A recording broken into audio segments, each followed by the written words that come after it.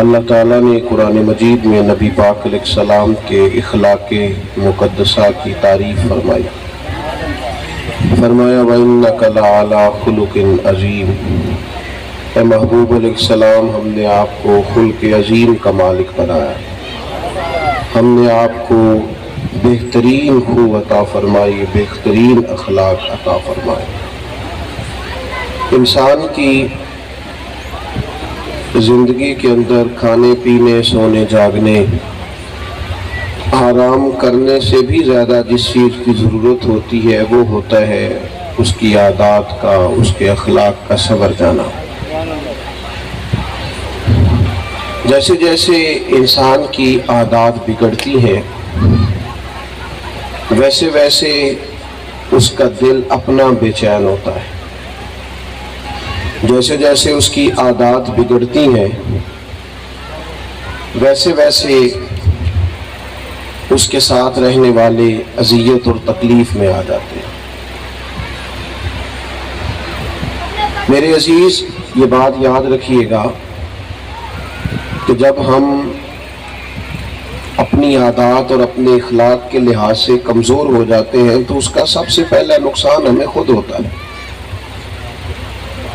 جس آدمی کے اخلاقی رویے کمزور ہو جاتے ہیں وہ بندہ خود بھی پریشان رہتا ہے، اور اس کا دوسرا بڑا نقصان ان لوگوں کو ہوتا ہے جو اس کے بالکل قریب ہوتے ہیں، اس کے گھر والے ہوتے ہیں، دوست احباب ہوتے ہیں۔ اگر کوئی شخص زبان کا تلخ ہے، لہجے کا ترش ہے، اس کے انداز کے اندر شدت ہے، تو سب سے زیادہ تو سامنا اس کے گھر والوں کو کرنا پڑتا ہوگا۔ جن لوگوں کو اس کی وجہ سے آرام ملنا چاہیے تھا، سکون ملنا چاہیے تھا، قرار ملنا چاہیے تھا، وہی اس کی وجہ سے تکلیف کا شکار ہو جاتے ہیں۔ تو ہماری اخلاقی قدروں کی پامالی نقصان یہ کرتی ہے کہ ہمارے بالکل قریب رہنے والے لوگ آزمائش اور تکلیف کا شکار ہو جاتے ہیں۔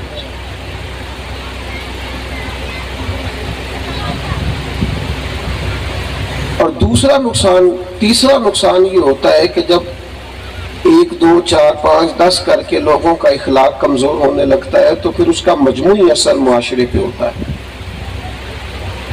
پھر قوموں پر اس کے اثرات دکھائی دیتے ہیں، ملتوں پر اس کے اثرات دکھائی دیتے ہیں۔ پھر آپ دیکھیے کہ ہماری معاشرے کا بھی یہ حال ہو گیا ہے کہ کوئی شخص کسی دوسرے پر اعتماد کرنے کو تیار نہیں، کوئی کسی دوسرے کو سچا جاننے کو تیار نہیں، کوئی کسی کو مخلص ماننے کو تیار نہیں، اس لیے کہ اخلاقی قدریں مجموعی طور پر کمزور ہوئی، ماحول مجموعی طور پر کمزور ہوا، لہذا اس کا نتیجہ یہ نکلا، اس کا رزلٹ یہ برآمد ہوا کہ پورے معاشرے کے اندر ہی اس کے اثرات نظر آنے شروع ہو گئے۔ ہم جب اپنے اخلاق کو ٹھیک کر رہے ہوتے ہیں تو اس کا مطلب یہ نہیں ہوتا کہ ہم صرف اپنے آپ کو ٹھیک کر رہے ہوتے ہیں، ہم اپنے ساتھ والوں کا فائدہ کر رہے ہوتے ہیں، ہم اپنے معاشرے اور ماحول کا فائدہ کر رہے ہوتے ہیں۔ جس طرح کسی آدمی کی تلخ بات سے ماحول تلخ ہوتا ہے نا، اسی طرح کسی آدمی کے اچھے رویے سے ماحول ٹھیک بھی ہوتا ہے۔ اچھے رویے سوسائٹی کے اندر خوشبو پیدا کرتے ہیں، ماحول میں بہتری لاتے ہیں۔ اس لیے نبی اکرم صلی اللہ تعالی علیہ وسلم نے ارشاد فرمایا، حضور فرمانے لگے کہ اگر اللہ تعالیٰ اخلاق کو کوئی صورت عطا فرماتا، اسے مشکل شکل میں اس کی کوئی صورت ہوتی تو فرمایا سب سے خوبصورتی اخلاق کی صورت کی ہوتی ہے، اور فرمایا اگر بد اخلاقی کو کسی شکل میں ترتیب دیا جاتا تو سب سے زیادہ بدصورتی بد اخلاقی کی ہوتی۔ اخلاق حسن پیدا کرتا ہے، بد اخلاقی بدصورتی پیدا کرتی ہے۔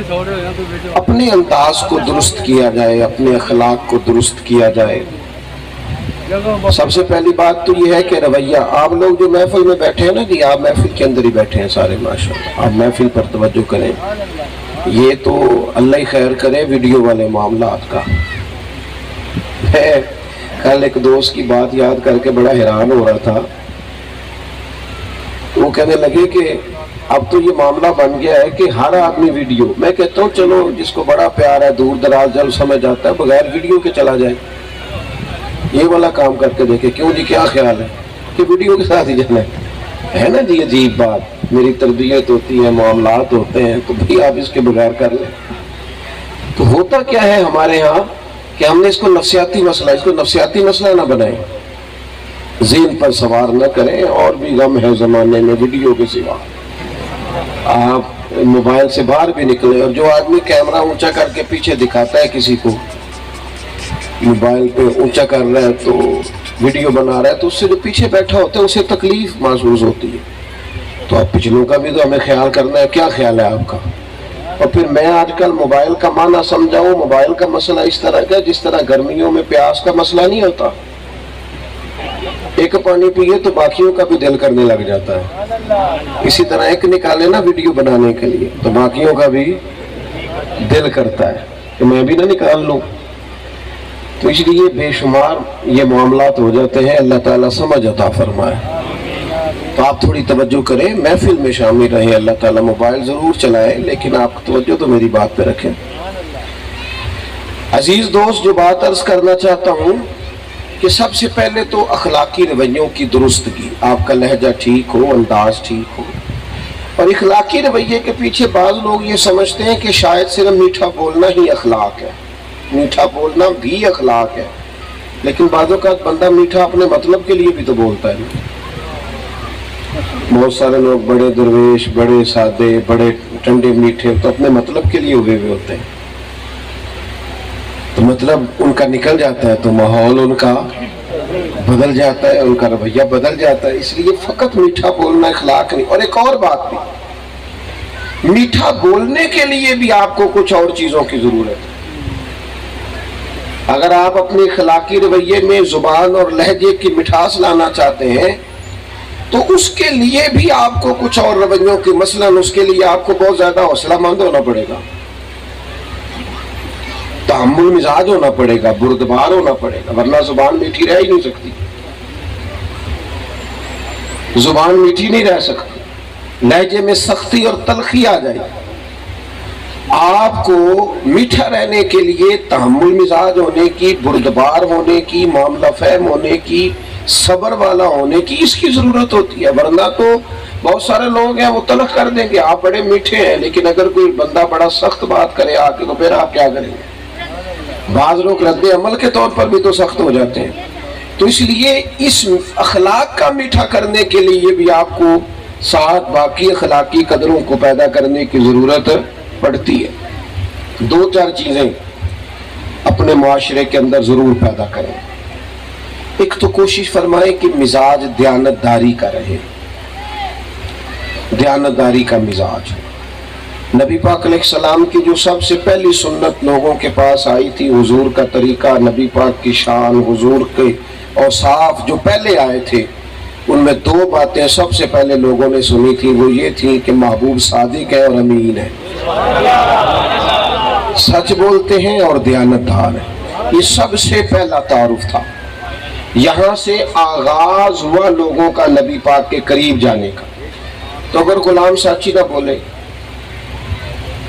وہ دیانتدار ہی نہ ہو, وہ اپنی ذمہ داریوں کو دیانتداری سے ادا ہی نہ کرے, تو وہ تو بالکل جو پہلا آغاز ہے محبوب نے جہاں سے کیا, اس نے تو وہاں سے شروع نہیں کیا. یہ تو بالکل بنیادی چیز ہے, بالکل بنیادی.